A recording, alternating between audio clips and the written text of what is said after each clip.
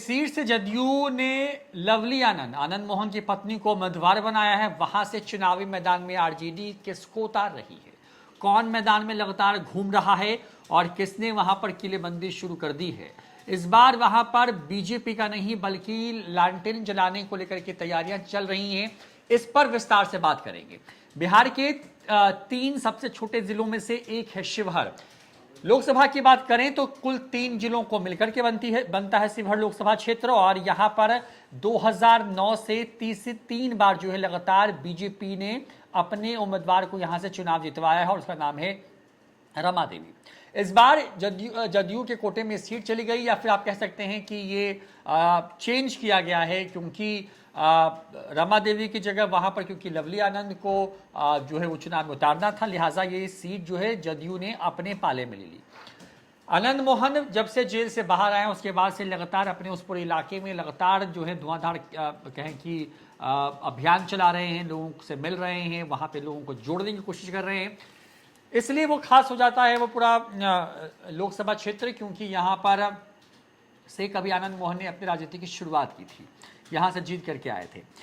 साल 2019 के लोकसभा चुनाव में बिहार के 4 नंबर वाली ये सीट शिवहर, रमा देवी यहाँ से बीजेपी से चुनाव जीत करके आई। 6,08,678 वोट उनको आए और आरजेडी तो कहीं रेस में भी नहीं थी, नंबर 2 पर थी और जो जीत का अंतर था करीब करीब 3.5 लाख वोट का था।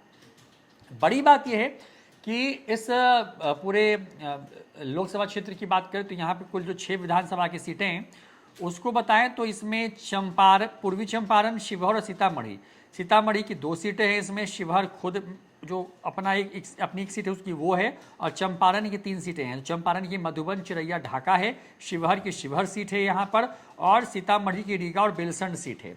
अब यहाँ पे 6 जो विधानसभा के क्षेत्र हैं इसमें से 4 पर बीजेपी जीती है, जबकि शिवहर से चेतन आनंद थे जो कि अब जदयू खेमे में आ गए हैं, और बेलसंड से आरजेडी ने यहाँ पे चुनाव जीता था। लेकिन 2019 के लोकसभा चुनाव में नतीजे चौंकाने वाले थे और इन सभी 6 विधानसभाओं के अंदर बीजेपी ने हर विधानसभा में लीड बना के रखी, और शायद यही वजह है कि यहाँ पर इतनी बड़ी जीत हुई है। रमा देवी के पहले 4 में सीताराम सिंह आरजेडी के थे और मोहम्मद अनवारुल हक थे। आरजेडी से ये सीट 2009 में बीजेपी ने छीनी थी। 2009, 14 और 19 में रमा देवी बनी यहाँ पर। 96 मोहन जो है यहाँ से जीत करके आए। ये इस पूरे लोकसभा की जो है वो स्थिति है। कौन वो नाम है जिसको तेजस्वी यादव ने मैदान में उतार रखा है उस पर विस्तार से आएंगे, लेकिन पहले तो शिवहर को समझते हैं। देवांशु हमारे साथ मौजूद हैं, हमारे सहयोगी। देवांशु, मतलब आरजेडी ने एक बार फिर से यहाँ पर लालटेन जलाने की पूरी तैयारी कर ली है। गणित क्या कहता है यहाँ पर, क्योंकि जो 2019 के लोकसभा के नतीजे हैं उसमें 6 विधानसभा में सब पर बीजेपी को एज था और रेस में कहीं दूर दूर तक नहीं थी आरजेडी। कैसे किलेबंदी की जा रही है और कैसे लग रहा है कि नहीं उस पर जिस प्रत्याशी को उतारा गया मैदान में अगर वो उतरता है तो वो जीत जाएगा? देखिए, रमा देवी का रेस में नाम था, कहा जा रहा था कि हो सकता है कि वो चुनाव जो है वो आरजेडी के टिकट पर लड़ सकती है, लेकिन काफ़ी सोच विचार मंथन के बाद लालू प्रसाद यादव ने तय किया कि रमा देवी को उतारने नहीं जा रहे। पहला 2009 से लगातार वो सांसद है, 2009, 2014, 2019, तो हो सकता है कि इलाके में उनके प्रति कोई एंटी इनकम्बेंसी हो। हालांकि जिस कास्ट से आती हैं, वैश्य समाज से आती हैं, वो इस बार लालू प्रसाद यादव और तेजस्वी यादव ने तय कर लिया कि उसी समाज से टिकट देना है। और चूंकि जेडीयू की तरफ से लवली आनंद जो है वो चुनाव लड़ रही हैं, तो महिला कैंडिडेट जो है वो लालू प्रसाद यादव, तेजस्वी यादव जीते हैं, महिला वर्सेस महिला करवाया जाए और साथ में जाति जो है वो भी मुफीद रहे वो जीत के लिए। तो रितु जायसवाल, जो हमारे सोर्स बता रहे हैं कि रितु जायसवाल जो हैं वो आरजेडी के टिकट पर चुनाव लड़ेंगी। अब हम स्क्रीन पर बहुत ही महत्वपूर्ण जानकारी दे रहे हैं कि रितु जायसवाल इस वक्त कहाँ हैं। लगातार वो कैंप कर रही हैं शिवहर लोकसभा क्षेत्र में और लगातार पोस्ट भी कर रही हैं कि मैं शिवहर में हूँ और कहाँ कहाँ जा रही हूँ, उसका ब्यौरा भी जो है वो रितु जायसवाल के तरफ से दिया जा रहा है। चुनाव सर पर है। शिवहर में जो वोट हैं वो 25 मई को डाले जाएंगे और नॉमिनेशन की लास्ट तारीख जो है वो 6 मई को है। तो सोचिए कि जब इतनी नज़दीक हो, हालांकि सीतामढ़ी की रहने वाली हैं तो बगल में ही इलाका है शिवहर, लेकिन शिवहर में जिस तरीके से कैंप कर रही हैं, घूम रही हैं, तो कहीं ना कहीं उस लिहाज से भी देखें तो लग रहा है कि ये आरजेडी के टिकट पर चुनाव लड़ने वाली है। और जो हमारे सोर्सेज बता रहे हैं कि ऋतु जायसवाल ही उम्मीदवार जो हैं वो होंगी।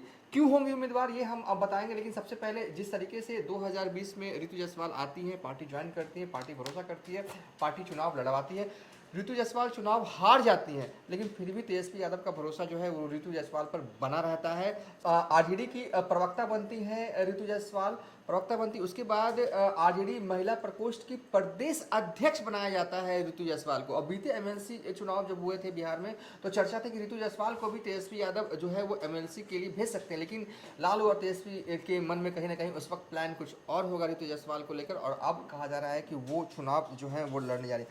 क्यों महत्वपूर्ण है ऋतु जायसवाल लालू और तेजस्वी के लिए? देखिए, खुद की योग्यता भी इनकी इतनी है ना कि पहले वो दिल्ली के एक स्कूल में प्रिंसिपल हुआ करती थी, पढ़ाती थी, फिर बिहार लौटी और फिर यहाँ से मुखिया बनती हैं और पंचायती राज में उनके सराहनीय कार्यों के बल पर केंद्र सरकार के द्वारा सम्मानित भी किया जाता है। मतलब तत्कालीन उपराष्ट्रपति वेंकैया नायडू जो हैं वो चैंपियंस ऑफ चेंज अवार्ड जो है वो ऋतु जायसवाल को देती हैं। और ऋतु जायसवाल जो है सीतामढ़ी के सोनबरसा ब्लॉक के राज सिंह वाहनी पंचायत से मुखिया रहती है। उसके बाद लगातार पार्टी जब से वो आरजेडी महिला प्रकोष्ठ की प्रदेश अध्यक्ष बनी, उनको मौका मिला बिहार के सभी जिलों में जाने को और जितनी भी महिलाएं हैं उनको कनेक्ट करने को, ताकि उन महिलाओं को कहा जाए, लालू तेजस्वी के विजन को क्लियर किया जाए और तमाम जगहों पर कार्यक्रम लगे और पूरा 38 जिला जो है वो पार्टी के कार्यक्रमों में शिरकत की। तो कहीं ना कहीं पार्टी नेतृत्व का भरोसा भी ऋतु जायसवाल से एक ऐसी महिला के तौर पर रहा जो जुझारू हैं, जो मेहनती। जब तमिलनाडु में जब खबर आई कि बिहारियों के साथ कुछ हो रहा तो सबसे पहले पहुंच गई, पार्टी ने निर्देश नहीं दिया देखने के लिए क्या हो रहा है बिहारियों के साथ, पहुंच गई। तो एक जो है एक एक्टिव वर्कर के तौर पर जब से ज्वाइन किया इन्होंने आरजेडी, तब से वो रही हैं। और चूंकि अब क्यों लड़वाया जा रहा है अब शिवहर, अब इस पे आते हैं, ठीक है। शिवहर इसलिए देखिए, शिवहर में अब तक 10 सांसद बने हैं, 10 में से 7 सांसद जो हैं वो राजपूत समाज से आते हैं। और ये जो सीट है ना शिवहर, 2 बार उनके पति जो हैं वो सांसद रह चुके हैं, 96 में पहली बार सांसद बने। उनके बेटे लवली आनंद के बेटे जो हैं वो अभी भी शिवहर से विधायक हैं। तो हाँ। इस सीट पर इनका अपना वर्चस्व जो है वो है। शिवहर में की आबादी की बात कर ले तो शिवहर में कितने वोटर हैं? कुल 16,86,215 वोटर हैं। शिवहर में कहा जाता है कि वैश्य समाज तकरीबन 25% है, मुस्लिम 18% है, शेड्यूल क्लास अति पिछड़ा को मिला दिया जाए तो तकरीबन 30 से 35 होता है और राजपूत वोटर की संख्या जो है वो 2 लाख के करीब शिवहर लोकसभा क्षेत्र में आती है। अब सवाल आता है कि 10 बार सांसद बने, 7 बार राजपूत समाज से क्यों बने? उतनी संख्या तो है नहीं। तो हुआ यूं कि 2009 से पहले समीकरण परिसीमन कुछ और था, 2009 में परिसीमन बदला। परिसीमन बदलने से पहले जो है वो मेजरगंज एक इलाका है जहां पर कहा जाता है ये इलाका जो है वो राजपूत बहुल इलाका है, ये अब सीतामढ़ी लोकसभा क्षेत्र में चला गया। पहले ये जो है वो शिवहर में था। तो यहाँ पर जो बहुलता है वो राजपूतों की ज्यादा होती थी, इसलिए ज्यादातर सांसद जो यहाँ से चुन के आए हैं वो राजपूत समाज के आए हैं। कांटे की टक्कर होने वाली है ये तो तय है। देखिए, इस सीट पर बीजेपी स्ट्रांग थी, रमा देवी लगातार जीतती रही हैं। आरजेडी को जीत जो है वो बहुत पहले मिला था और कहीं ना कहीं अब एक ऐसे दमदार उम्मीदवार को लालू और तेजस्वी ने मन बनाया है, ऋतु जायसवाल उतारने जा रहे हैं, जो कि सारे समीकरणों के हिसाब से सबसे फिट बैठती है। कोई ये इल्जाम वहां पर नहीं लगा सकता कि ये एक बाहरी उम्मीदवार है। बगल बॉर्डर एरिया है तो उसको बाहरी नहीं कहा जा सकता। हालांकि रमा देवी भी उस हिसाब से बाहरी मुजफ्फरपुर की रहने वाली थी, बिहारी सिंह की पत्नी रही, उनकी हत्या आईजीएमएस के कैंपस में कर दी गई थी। प्रभाव रमा सिंह का भी है, रमा सिंह चाहती भी है कि आरजेडी के टिकट पर देखिए चुनाव लड़ाया जाए, लेकिन लालू तेजस्वी जो हमारे सोर्सेज बता रहे हैं कि मन बना चुके हैं कि वो इस बार ऋतु जायसवाल पर जो है वो दाव खेलेंगे। और वो दाव के पीछे की असली कहानी वो 25% का वोट बैंक है, क्योंकि इस बार वहाँ पर गैर वैश्य उम्मीदवार है, मतलब जदयू की तरफ से, एनडीए की तरफ से, शायद ये भी कारण हो सकता है।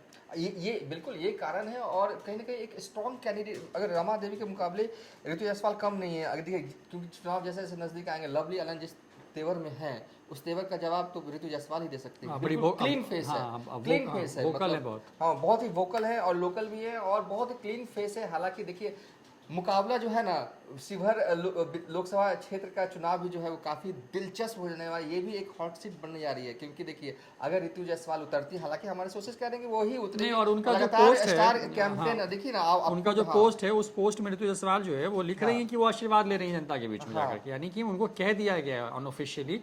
हालांकि जो अब अंतिम लिस्ट आनी है आरजेडी की तरफ से, जिसमें कुछ प्रत्याशी के नाम और आएंगे, क्योंकि आधा सीटों पर तो उन्होंने ऐलान कर दिया, लेकिन देखिए बाकी जगहों पर जब ऋतु जायसवाल हैं तो लिख रही हैं। 27 तारीख का कार्यक्रम शेड्यूल डाल रही हैं कि वो शिवहर लोकसभा क्षेत्र के पकड़ दयाल में रहेंगी। उसके बाद उनके ट्विटर हैंडल पर जब जाते हैं तो उसमें देखिए ऊपर में पकड़ी दयाल के बारे में वो लिख रही हैं कि जो है वहाँ पे चोरमा चौक पर जो है वो पूर्व मुख्यमंत्री व गरीबों पिछड़ों की आवाज़ जननायक कर्पूरी ठाकुर की प्रतिमा पे पहुंची हैं।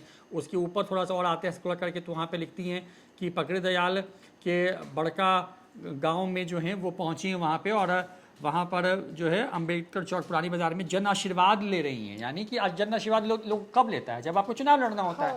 और क्योंकि वो उसी लोकसभा के एक जो जिला है सीतामढ़ी, उसी ज़िले की रहने वाली हैं, वहाँ की मुखिया रह चुकी हैं, बड़ी वोकल रही हैं और बड़ी आक्रामक तरीके से बोलती है। और सबसे बड़ी बात है कि कोई इल्ज़ाम नहीं है उनके ऊपर। उनके पति जो हैं बड़े IAS अधिकारी रहे हैं अपने ज़माने के, कोचिंग चलाते हैं, गरीब बच्चों को गंगा किनारे पढ़ाते हैं फ्री ऑफ कॉस्ट।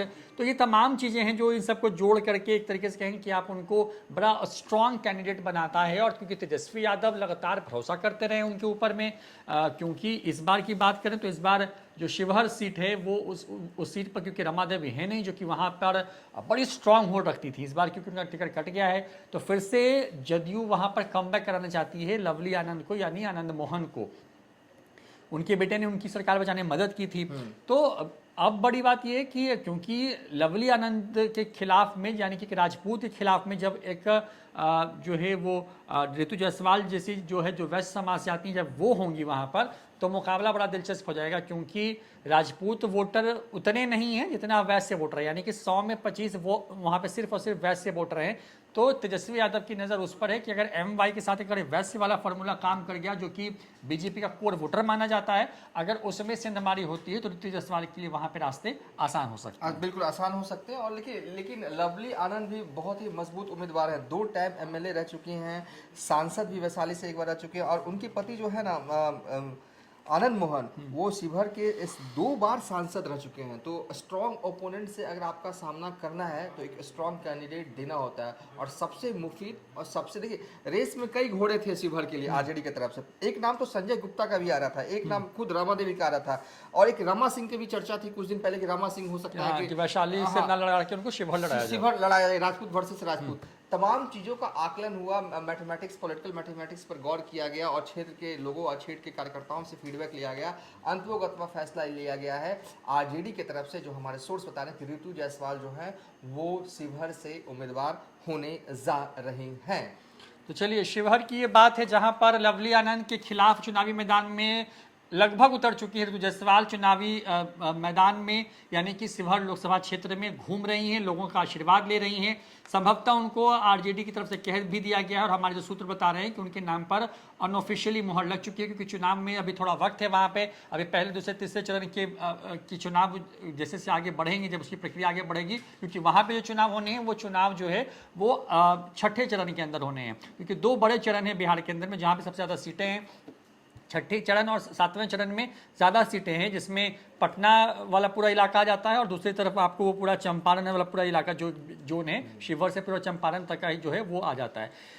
क्योंकि पहले चरण में 4 सीटें हैं, उसके बाद के बचे हुए जो चरण हो जाते हैं उसमें जो है 5-5 सीटों पे चुनाव होने हैं, और उसके अंतिम 2 चरणों में 8-8 सीटों पे चुनाव होने हैं। शिवहर उसी में से एक सीट है, तो वहाँ पे वक्त है अभी शिवहर को लेकर के। लिहाजा ऋतु जायसवाल पहले से वहाँ पे पहुँच रहे हैं लोगों के बीच में, क्योंकि बतौर एक सोशल वर्कर से उनकी पहचान है, अपने पंचायत की मुखिया के तौर पर उनकी बड़ी पहचान रही है। तेजस्वी यादव ने बड़ा मौका उनको दिया है पिछले बार विधानसभा चुनाव में उतार करके, हालांकि वो चुनाव हार गई थी, लेकिन उसके बाद भी तेजस्वी यादव का भरोसा उन पे से नहीं हटा है।